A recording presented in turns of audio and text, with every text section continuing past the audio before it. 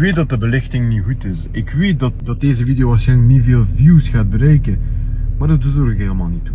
Want ik weet dat de waarde die hierin zit bij bepaalde mensen gaat aankomen en uiteindelijk een verschil gaat maken in hun dag. Er zijn periodes in mijn leven waar dat ik zo goed als geen podcasts luister, YouTube-video's kijk van mensen die verder staan dan mij. Van mensen waarvan ik kan leren.